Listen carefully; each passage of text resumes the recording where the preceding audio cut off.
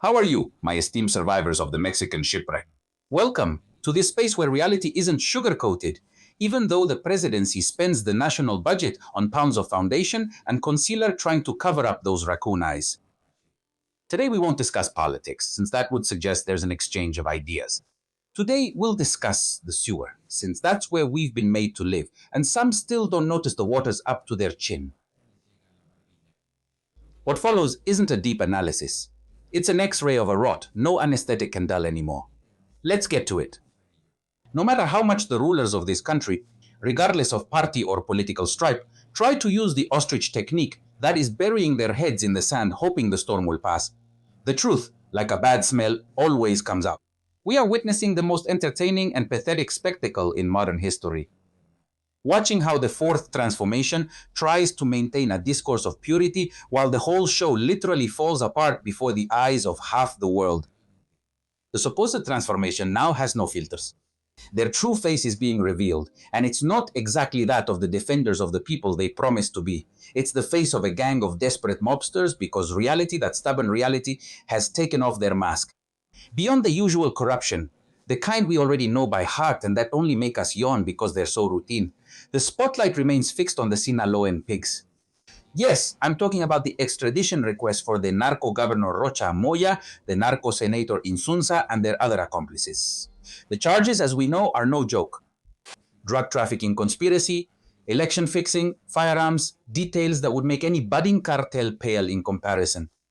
And the best part is seeing them running around like chickens with their heads cut off, not knowing where to go, trying to distract the public with new reforms to the reforms of the reforms.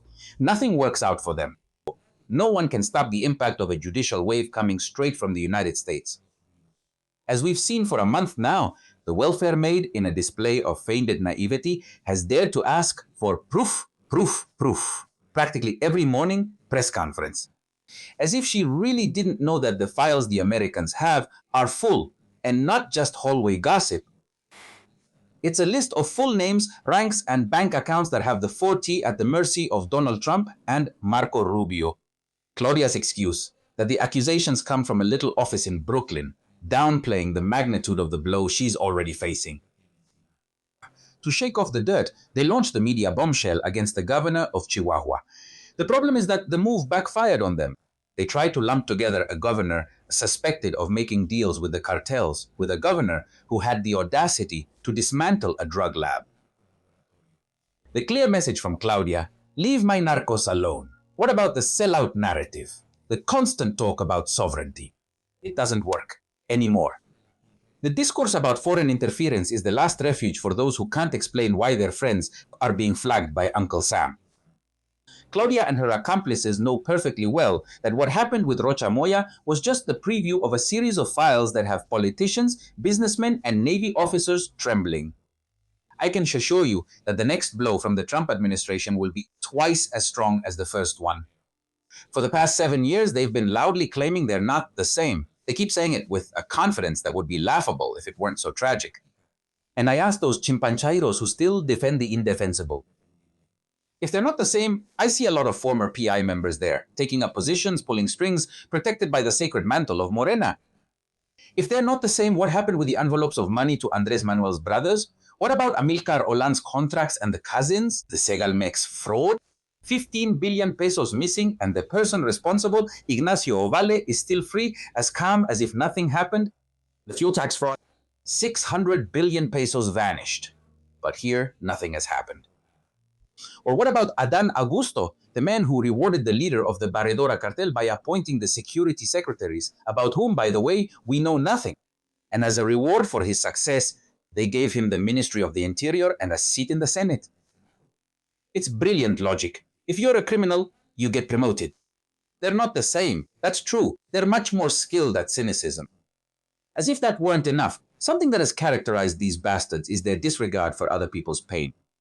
Who has ignored the searching mothers for 7 years? Who prefers to invite a K-pop group to the National Palace instead of attending to and listening to those who plunge shovels into the ground searching for their children's bones? The answer is clear. The priority is not the people, it's propaganda.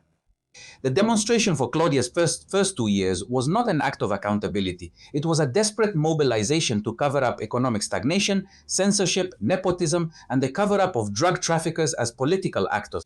It was the same as saying, once again, leave our drug traffickers alone. If you're still one of those who vouch for these bastards, let me tell you something with all the honesty you won't find in the morning press conferences. You're feeling proud of contributing to the destruction of your own country. That ode to cynicism we saw on Sunday, that demonstration disguised as popular support, is just evidence that the fourth transformation knows the ship is sinking. They have destroyed democracy, handed over sovereignty to the cartels while shouting that they're not anyone's colony, and they expect us to applaud while we keep sinking. The message is simple. Mexico is screwed, and they don't care. As long as they keep having the power to hand out crumbs to those who, out of ignorance or convenience, keep applauding their bullshit. I'll leave you with this thought. Don't get mad at me for exposing the filth. Get mad at those who have filled everyone's house with crap. Watch out for the fourth transformation, because that one really kills. Remember, we're at war. Mexico against Morena. And that's why you have the job of spreading the word, copying the link, breaking the media blackout. We need your support. We need each of you to convince 10 more people. If we manage to make the narrative of narco party spread like wildfire, social defeat will turn into an electoral defeat in 2027. I've already told you. And I'll say it again. It's time to stop being spectators and take the lead to burst the regime's inflatable raft. Remember that you can make your donations via PayPal. You can find the relevant information in the comment section. Thanks to you, this channel remains active. It's very important to subscribe, like, and press the bell to receive notifications every time there are new videos. Thank you. Gracias.